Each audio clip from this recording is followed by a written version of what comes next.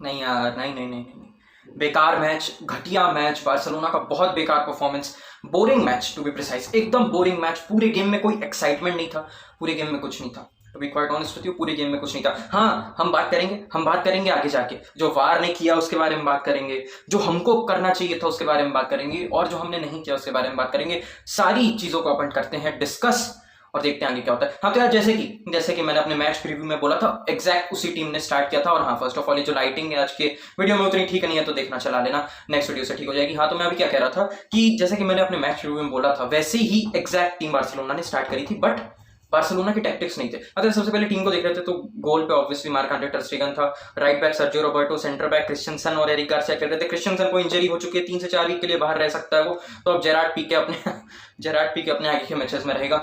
Left back खेल रहा था मार्कस अलोंसो, जिसका बहुत ही बेकार परफॉर्मेंस था। अगर मिडफील्ड देख रहे तो बुस्केट्स, पेड्री और गावी की मिडफील्ड थी। गावी की परफॉर्मेंस बिल्कुल भी प्रॉमिसिंग नहीं थी, बिल्कुल भी नहीं। पूरे गेम में गावी गायब था, इनफैक्ट बुस्केट्स ने भी कुछ ज्यादा कुछ नहीं किया, और पता नहीं, एकदम स्टेलमेट था। उसका अटैक में देख लो तो राइट हैंड साइड पे डेम्बेले था, लेफ्ट हैंड साइड पे रफीनिया था। इसके बारे में अपन आगे बात करते हैं। और ऑब्वियसली सेंटर फॉरवर्ड हमारे लिए लेवांडोव्स्की खेल रहा था। तो यार सबसे पहले अगर तुम लोग मेरा प्रीव्यू देखो, चलो अगर नहीं भी देखो प्रीव्यू, तो मैं बता दे रहा हूँ कि मैंने ये बोला था कि मिडफील्डर्स को क्रिएट करना पड़ेगा, ठीक है, क्योंकि हम लोग को पता है इटालियन डिफेंस, मैंने इस बारे में बात करी थी, इटालियन डिफेंस कैसा होता है, एकदम डिसिप्लिन, प्रॉपर डिसिप्लिन। और यही चीज इंटर मिलान ने की, वो लोग प्रॉपर डिसिप्लिन के साथ खेल रहे थे, अपनी जगह पे रह के खेल रहे थे, उनको वो लोग हिल ही नहीं रहे थे जगह से, ठीक है, वो लोग अपनी जगह से हिल ही नहीं रहते। और इस चैनल पे मैं 3 से 4 हजार बार बोल चुका हूँ कि अगर आप लो ब्लॉक के अगेंस्ट खेल रहे हो, तो 3 से 4 बेसिक चीजें आपको करनी पड़ती है। आपको विड्थ देनी पड़ती है, आपको बीच से क्रिएटिविटी दिखानी पड़ती है, आपको दूर दूर से शॉट मारने पड़ते हैं, और आपको फास्ट मूवमेंट्स करने पड़ते हैं।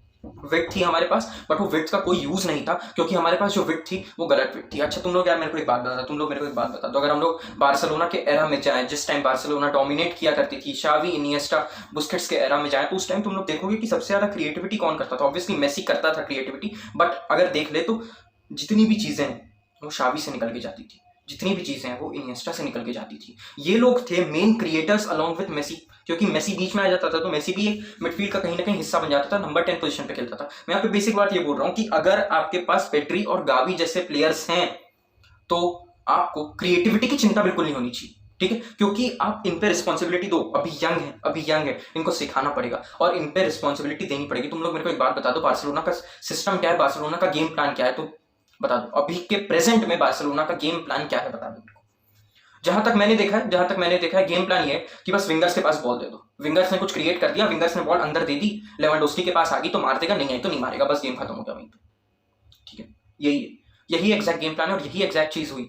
कल पूरे गेम में बॉल डेम्बेले के पास जा रही थी, जो कि राइट विंग पे खेल रहा था, रफीनिया लेफ्ट विंग पे खेल रहा था। इस बात का क्या सेंस बनता है, तुम लोग मेरे को बता दो। देखो यार, हम सब शावी को बहुत प्यार करते हैं, बहुत सपोर्ट करते हैं, ठीक है ना, और हमेशा करते रहेंगे जब तक वो ऐसी घटिया चीजें ना करता रहे। देखो सुनो, जब पता है कि रफीनिया लेफ्ट हैंड साइड पे बिल्कुल भी आउटपुट नहीं देता है, तो रफीनिया को 60-70 मिनट तक लेफ्ट हैंड साइड पे खिलाया। उसके जाने के जस्ट पहले 5 मिनट के लिए उसको राइट हैंड साइड पे डाल दिया था, जब वो अच्छा खेलने लग गया था। बेसिक बात ये बोल रहा हूँ मैं यहाँ पे, मैं ये बोल रहा हूँ कि जब तुमको पता है कि रफीनिया राइट हैंड साइड पे ही परफॉर्म कर सकता है, जब तुम्हारे पास डेम्बेले है जो कि दोनों विंग्स पे इक्वली कमाल कर सकता है, तो रफीनिया को लेफ्ट हैंड साइड पे डालने का क्या मतलब है? कोई भी मतलब नहीं है, कोई सेंस नहीं बना। रफीनिया के पास बॉल जा ही नहीं रही थी, उसके पास बॉल जा भी रही थी तो मार्कस अलोंसो को पास दे रहा था। मार्कस अलोंसो 1-2 पास इधर उधर कर रहा था, क्रॉस देने का ट्राई कर रहा था, बॉल वापस मिस हो जा रही थी, बार्सिलोना वापस बॉल को रीगेन कर रही थी और बॉल जा रही थी डेम्बेले के पास। पूरे गेम का अगर मैं बेसिक सिस्टम बताऊं तो यही हो रहा था कि बार्सिलोना अटैक करने का ट्राई कर रही थी। अटैक करते टाइम बार्सिलोना क्या कर रही थी, जैसी बॉल मिलती है बार्सिलोना को, धीरे धीरे करके बॉल जाती है डेम्बेले के पास। जब बॉल डेम्बेले के पास पहुंच गई, डेम्बेले ड्रिबल करने का ट्राई करेगा, फेक रन्स निकालने का ट्राई करेगा। तुम लोग को पता है वो क्या करता है, राइट जाऊंगा बोल के लेफ्ट चला जाता है, ऐसी सारी चीजें वो ये करने का ट्राई करता था। अंदर क्रॉस देता था, उनका कोई सेंटर बैक क्लियर कर देता था, उनका सेंटर बैक क्लियर करता था, वापस अपने पास बॉल आती थी, अपन वापस डेम्बेले को दे देते थे। तो मैं यहाँ पे बेसिक बात ये बोल रहा हूँ कि बार्सिलोना का जो पूरा प्लान है वो यही था कि डेम्बेले को बॉल दे दो, अगर डेम्बेले ने कुछ कर दिया तो गोल पड़ जाएगा, अगर डेम्बेले ने कुछ नहीं किया तो गोल नहीं पड़ेगा। और जो यही हुआ, डेम्बेले ने कल कुछ नहीं किया। हर गेम में कोई प्लेयर कुछ नहीं कर सकता। तुम लोग को एक ऐसा सिस्टम बनाना पड़ेगा, अपन लोग को एक ऐसा सिस्टम बनाना पड़ेगा जो कि सिर्फ एक प्लेयर पे डिपेंडेंट ना हो। हम लोग को अपने मूवमेंट बढ़ाना पड़ेगा। बार्सिलोना कितनी ज्यादा प्रेडिक्टेबल लग रही थी तुम लोग देख लो, क्योंकि उन लोग को पता था। तुम लोग को रोनाल्ड कोमेन का एरा याद है, रोनाल्ड कोमेन के एरा में क्या होता था, और इसके बारे में अपन बहुत रोते थे, बहुत चिल्लाते थे। तो अभी भी अपन करेंगे, क्योंकि अपने at the end of the day we have to support Barcelona, we want to see Barcelona grow, इसलिए हम ये सारी चीजें करेंगे। देखो यार, सीधी सी बात है, रोनाल्ड कोमेन के एरा में क्या होता था, एंड में बॉल जाती है विंग्स पे, अंदर क्रॉस करवाता है, लूक डियोंग ने मार दिया, ब्रैथवेट ने मार दिया, डिपाई ने मार दिया तो मार दिया, बस बात खत्म होगी।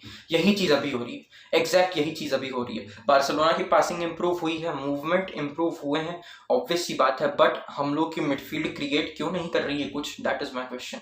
हम लोग की मिडफील्ड क्यों नहीं क्रिएट कर रही है? और अपने मैंने प्रीव्यू में बोला भी था कि यार हम लोग को मिडफील्ड से क्रिएट करना पड़ेगा, मिडफील्ड से क्रिएट करना पड़ेगा। जो हम लोग के जो दोनों विंगर्स हैं उनको बीच में आना पड़ेगा, बोला था मैंने, उनको थोड़ा सा इन्वर्टेड रह के खेलना पड़ेगा, थोड़ा सा बीच में खेले वो लोग, और जो बची हुई जगह बचती है उसको सर्जियो रोबर्टो ऑक्यूपाई करे और उसको मार्कस अलोंसो ऑक्यूपाई करे, ठीक है। बट ये नहीं हो रहा था, हमारे विंगर्स ही इतने ज्यादा स्ट्रेच। अच्छा तुम लोग मेरे को एक बात बता दो, जब तुम एक विंग बैक वाली टीम के अगेंस्ट खेल रहे हो, तब अगर तुम अपने विंगर्स को वाइड रख दोगे, उनके विंग बैक्स हैं वहां पे, उनके विंग बैक्स पहले से हैं वहां पे। अब अगर हम लोग अपने विंगर्स को वाइड रख देते हैं अगर हम लोग, तो कोई मतलब ही नहीं होता। वो लोग ऑब्वियसली कुछ नहीं कर पाएंगे, 1v2 सिचुएशन हो जाएगी, क्योंकि उनके मिडफील्डर भी आ जा रहे थे पीछे, डेम्बेले के सामने मिडफील्डर आ जा रहे थे, रफीनिया के सामने। इसलिए मैं कह रहा था कि विंगर्स को अंदर आना पड़ेगा, विंगर्स अंदर कटबैक करें, उनके पीछे विंग बैक लोग भी आएंगे, विंग बैक लोग उनके पीछे आएंगे तो पीछे जगह खाली बनेगी, उस जगह को ऑक्यूपाई करना पड़ेगा हमारे फुल बैक्स को। बट ये चीज नहीं हुई। तुम लोग देख रहे हो यहाँ पे रफीनिया कितना ज्यादा वाइड है, यहाँ पे देख लो डेम्बेले कितना ज्यादा वाइड है, और पूरे गेम में ये लोग ऐसे ही थे, कोई आउटकम नहीं आ पा रहा था, उसके बाद भी ये लोग ऐसे ही थे। तो सबसे पहली चीज तो मैं ये बोल रहा हूँ कि शावी का सिस्टम अच्छा है, बहुत अच्छा है। हम लोग को ला लीगा में कंटिन्यूसली रिजल्ट्स मिल रहे हैं, काफी अच्छी बात है। 18 गेम अवे अनबीटन है अपन लोग ला लीगा में, ठीक है, अच्छी बात है। बट जब आप चैंपियंस लीग में खेल रहे हो तो आपको 2 से 3 चीजों का ध्यान रखना पड़ेगा। सबसे पहली चीज की डू और डाई मैचेस है भाई साहब, सारे डू और डाई मैचेस है। इस गेम में हम लोग को हारना इतना कॉस्टली पड़ने वाला है ना, आगे हो सकता है हम लोग वापस यूरोपा लीग में चले जाएं। मैं यहाँ पे ये कह रहा हूँ कि हम लोगों को एक अच्छी टीम के साथ उतरना है, सबसे पहली बात। तो अगर तुम्हारी टीम में ही फ्लॉ लग रहा है कुछ ना कुछ, तो बात ही नहीं होती। जैसे कि चलो ठीक है, गावी को खिला लिया, गावी को बहुत ज्यादा ट्रस्ट करता है, ठीक है, मैं भी हो सकता है गावी को ही स्टार्ट करता, बट फ्रैंक कैसी को टाइम मिलना जरूरी है, स्पेशली उसके स्टेडियम में। वो यहाँ पे इतना ज्यादा कॉन्कर किया उसने सारा, तो उसको यहाँ पे टाइम मिलना जरूरी था। ऊपर से फिजिकलिटी चाहिए थी जो कि गावी नहीं ला पा रहा था, हमको प्रेस नहीं करना था। गावी को कब लाते हैं, जब अपने को प्रेस करना पड़ता है, ठीक है। इस गेम में प्रेस की जरूरत ही नहीं थी, वो लोग पार्क द बस करके बैठे थे, Italian defence park the bus करके बैठे थे भाई साहब, वो लोग बैठे थे ऐसे करके। तो इसके लिए हम लोग को फ्रैंक कैसी जैसा कोई प्लेयर चाहिए था जो कि दूर से शूट भी कर सके, थोड़ी फिजिकलिटी भी दिखा सके, ऐसी सारी चीजें। अब दूसरी बात, डेम्बेले को सबसे पहली बात तो राइट विंग पे ना डाल के लेफ्ट विंग पे डालना था, ताकि रफीनिया राइट विंग पे खेल सके।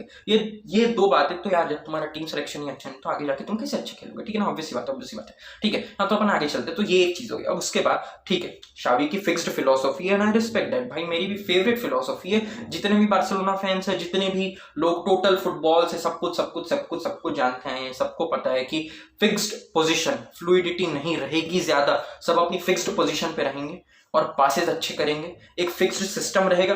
रिजल्ट से मतलब नहीं है, भले ही हार गए बट ये सिस्टम रहेगा, अच्छी बात है, बहुत अच्छी बात है। बट एक और चीज होती है, अडेप्टेशन। तुम लोग को लुइस एनरिका के एरा में याद है अडेप्टेशन होता था कि नहीं होता था?